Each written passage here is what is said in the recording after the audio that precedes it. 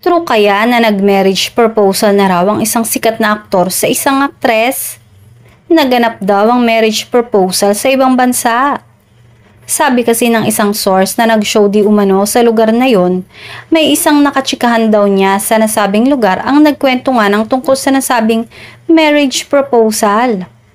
Sa comment section ay kanya-kanyang hula ang mga netizens at halos lahat ay sinasabing sina Kim Chiu at Paolo Avellino ito.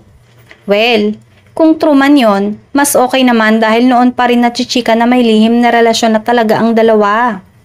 Nachichismis na mas lalong nagkamabutihan na ang dalawa nang muling nagpartner ang dalawa sa serye na What's Wrong with Secretary Kim. Samantala, kanina sa It's Showtime ay kapansin-pansin ang kasiyahan ni Kim na obviously ay in love nga ito. Hirit pa nga ni Vice ay kung napakilala na ba ito sa mga magulang.